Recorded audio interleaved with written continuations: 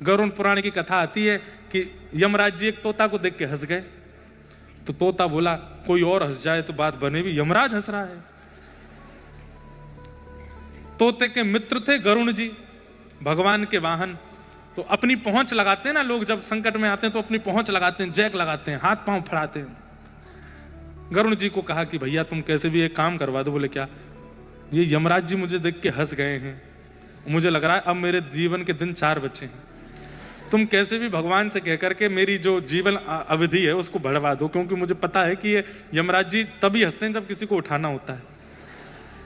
गरुड़ जी बोले भगवान से बाद में बात करूंगा, पहले तुम मेरे पास आओ, बैठो मेरी कमर पे। गरुड़ जी उड़ा करके उनको 7 समुद्र पार एक गुफा में ले गए और मैं भीतर ले जाकर के छोड़ दिया। बोले यहां रहो, यहां कोई नहीं आएगा, और ये 2-4-10 दिन यहीं बैठे रहना, सब ठीक हो जाएगा अपने आप। और मैं जाके भगवान, मैं यमराज जी से बात करता हूं, भगवान को छोटे काम के लिए क्यों बोलना, मेरी पहुंच तो सब जगह है। मैं भी रसातल में जाके यमराज जी से कहता हूं तुझको नहीं लेके जाएंगे, ठीक है? तो बड़ा खुश हुआ, वाह वाह बहुत बढ़िया है, मैं यहीं रह लूंगा 4-5 दिन। यमराज जी के पास गए सीधे गरुड़ जी।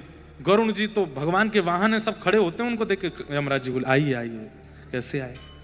बोले हम बस एक बात कहने आए हैं, फिर हमको जाना है वैकुंठ, हमारा एक मित्र है तोता वहां का, उसका ये नाम है। बोले अच्छा, तुम उसको देख के हंस गए थे परसों, क्यों हंसे थे? कोई योजना बन रही हो तो मत बनाना। अच्छा, उस वन के तोते के बारे में? बोले हाँ, मैं तो उसको देख के इसलिए हंस गया था, मैंने कि देखो कैसे कर्म की विधि, ये अभी यहां बैठा है और इसकी मृत्यु 7 समुद्र पार एक गुफा में बिल्ली के खाने से होगी, और मैं ये सोच के हंस रहा था कि ये 7 समुद्र पार पहुंचेगा कैसे। तभी यमराज जी बोले देखो देखो आ गया। पीछे देखा तो उस तोते की आत्मा आ रही थी, मर गया। गरुड़ जी बोले मैं ही छोड़ के आया था इसको। महाभारत युद्ध में योद्धाओं की क्या आवश्यकता है?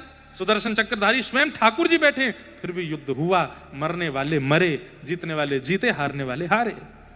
ये कर्म का विधान है, और भैया ये संसार है, यहां आप चाहे जो कर लो दुख आएगा।